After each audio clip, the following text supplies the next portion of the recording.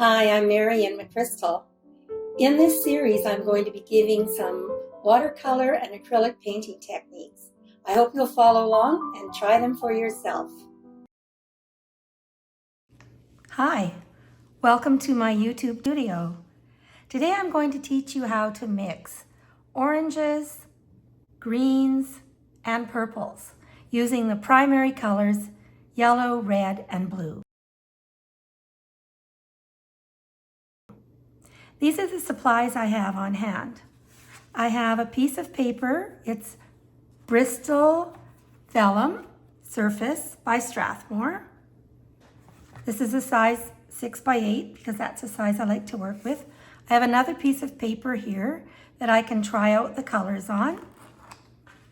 And then I put some tube colors into a palette to dry. I find that working with 3 colors and mixing my own colors is a way to save money by buying colors I never use, and also a way to learn how to make greens and purples and earth tones and things that I enjoy. So let's get started. In my palette, I have dried tube paints, and I'm going to give them a little spritz of water to activate them and get them wet so I can use them. When you paint in watercolors, it's important that you have clear water in 2 different containers. One is to rinse your brush from the paint, and the other is to rinse your brush again to make it clear. So have on hand a paper towel so you can check that. I forgot to mention that you can buy tube paints in 2 different sizes. These particular ones that I'm using today are by Winsor and Newton. They're professional quality, and I really like how well they work. The first thing I'm going to do is dampen my brush and choose some yellow and make a little patch of yellow here so you can see it. The next thing I'm going to do is take a little patch of red. We call these patches swatches, and put it here. The blue looks a bit chunky because this is a very slick palette, and so it moves around. The dry pieces move around. Now, to make a really nice light orange, I like to mix a little bit of yellow into a well in my palette and rinse my brush again. Always keep your brush clean before you go into the next color, and add a little tiny bit of red. And you will see that I have a very nice light orange. To make a darker orange, I'll add a bit more red.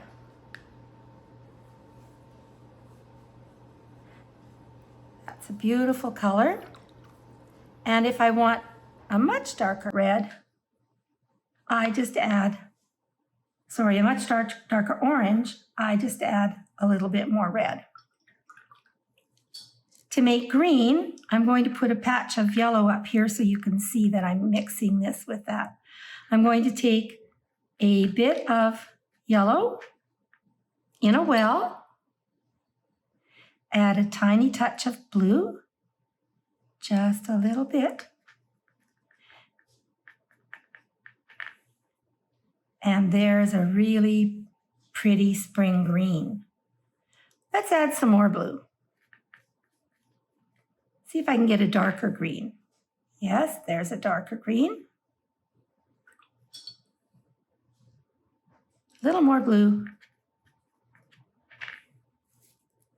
And I have a lovely green. But what if I want something closer to turquoise? I'm just going to add some more blue. And I'm going to put the turquoise right here so you can see it. So yellow and blue will give you really pretty spring greens, almost like an olive green and a turquoise green. Let's see what happens when we mix red and blue. I'm going to take some red, put it into a well, rinse my brush, and take a tiny bit of blue. I'm going to check it on my paper, and it's not quite as purple as I want, but let's put it down here anyhow so we can have a look. Now I'll add some more blue. And let's see what we get. A darker purple. If we continue going in that way, we can get nice rich purples that are lean towards the gray side. And when I add the last bit of blue to make it quite dark, I'm actually going to have a dark purple. It's like I have to add a bit more blue. There we go, like that. It's like a blue purple.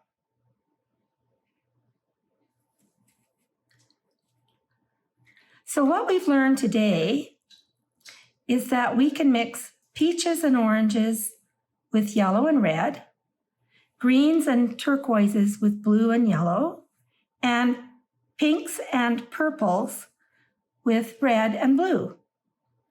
Thanks for joining me. I hope you'll try this at home. It's lots of fun to experiment with colors. I'm sure you've got colors at home you'd like to try. I forgot to mention, I'm using a number 8 round brush, but you can use any kind of brush that you have to try your swatches of colors. Bye for now.